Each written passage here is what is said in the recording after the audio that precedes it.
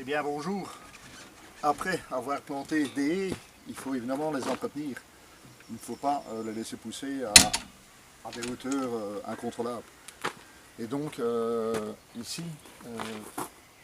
j'ai coupé, j'ai taillé, mais c'est léger, hein, pour pas qu'il y a quelques branches de ronces qui viennent sur la route.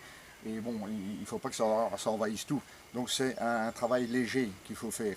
Donc ici aussi, cette haie, ben, c'est couper par exemple un peu les branches qui dépassent ici, mais léger, parce que nous sommes en pleine période de nidification et c'est une catastrophe quand on taille en cette période-là. Il y a tous des nichés qui sont détruites. Voilà. Et chez vous, c'est la même chose, hein. Les haies, ben, vous les faites un peu plus tard dans la saison. Laissez au moins le merle ou la petite fauvette mettre sa nichée hors danger, quoi.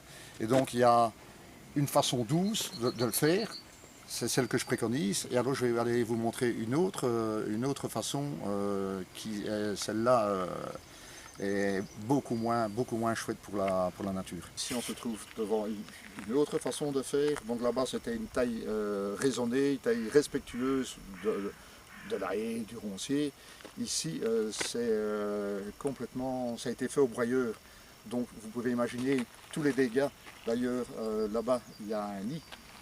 J'imagine qu'il y avait des œufs, voire des poussins, qui sont peut-être tombés par terre, qui ont été mis à découvert. Donc les corneilles, les pieds, ils sont venus servir aux gardes-manger.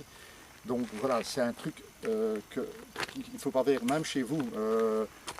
C'est le même cas. Vous prenez un taillé, et voilà, vous faites taille raisonnée.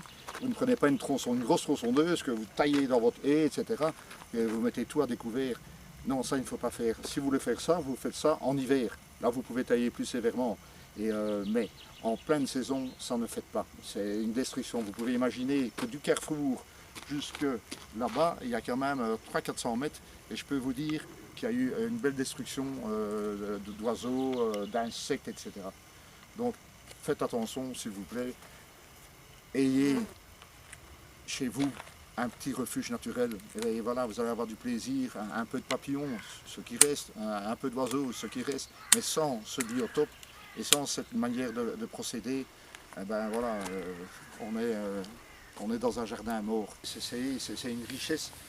Il y a ces ronces, là, on n'aime pas les ronces, oui, mais si elles sont bien canalisées, etc., ça vous fait déjà une clôture infranchissable. Et puis alors c'est un garde-manger pour les oiseaux, vous voyez les murs ici, donc quand ils partent en migration ou ceux qui viennent du nord arrivent chez nous, eh ben, ils ont un garde-manger et un couvert.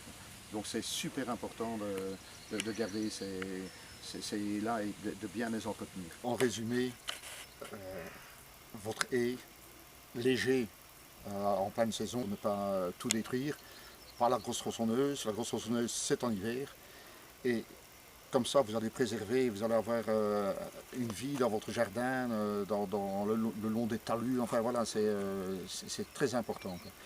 Et donc, ben voilà, je vous remercie de m'avoir écouté 5 minutes. Et puis, n'hésitez pas à me suivre sur la chaîne YouTube. Un grand merci.